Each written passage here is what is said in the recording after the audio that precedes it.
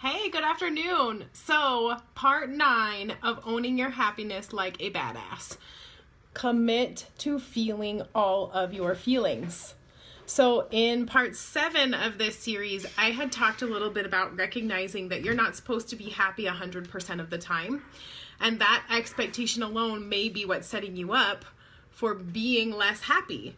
And so, on that note, if we know we're not supposed to be happy 100% of the time, then what do we do with the times that we aren't happy? Maybe we are sad, maybe we're frustrated, maybe we're angry, maybe we're tired, maybe we're feeling over emotional, right? All of those things happen outside of just being happy. So I'm reading again the 15 Commitments of Conscious Leadership. I know, big surprise, because I read all the time. But commitment number 3 in this book is specifically about committing to feeling all the feelings. And the commitment specifically says, I commit to feeling my feelings all the way through to completion. They come, I locate them in my body, then move, breathe, and vocalize them so that they release all the way through. This, admittedly, is one of the things that I struggle with the most.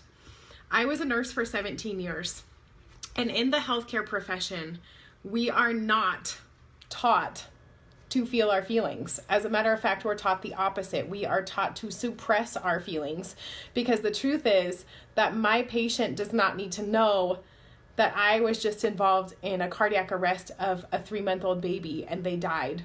Right? That is not what my patient needs to know. And it doesn't matter how much feelings I have about that.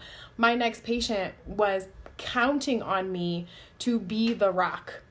And so I learned through 17 years of career that it was imperative for me to suppress my feelings. And what I did to suppress my feelings was I ate.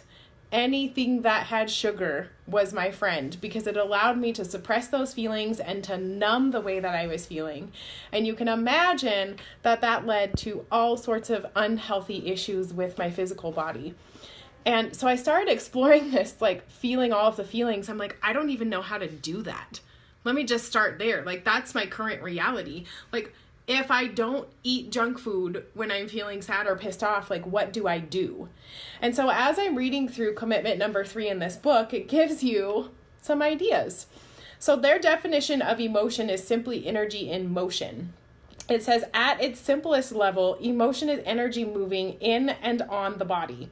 Or said in another way, feelings are physical sensations. Whenever you're experiencing emotion, you feel a sensation in your body. Thoughts, pictures, and sounds are often present, but not always. For example, anger has a certain set of sensations, as does sadness and fear.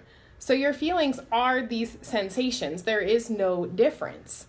It also says, if an emotion is merely energy, or a sensation moving in the body, then it is neither good nor bad, nor right nor wrong. It just is. And that means that we are not our feelings any more than we are our hunger pains or the discomfort associated with a sprained ankle. Feelings just occur. And I thought, okay, so if that is true, then what do I do when I'm having a feeling that I don't want to like stuff down with a cupcake? So my encouragement to you, and the technique that I have found the most helpful, is to basically act like a toddler. So if you think of a toddler, when they're sad, what do? They cry. When they're angry, what do? They throw themselves on the floor and they kick and they scream and they yell. And then what happens?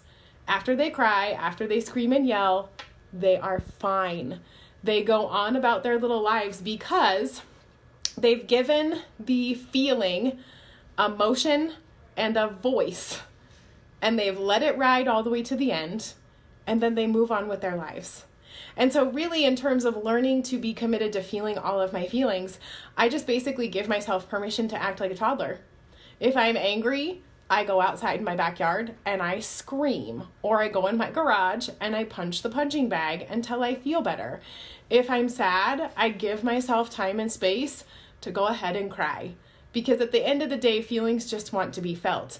And in terms of owning your happiness like a badass, there is nothing more powerful than committing to feeling your feelings. Because the truth is, not feeling your feelings and suppressing them is probably one of the things that's creating unhappiness in your life. So today, I give you permission to go out and act like a toddler and feel your feelings. Much love. Have an amazing day.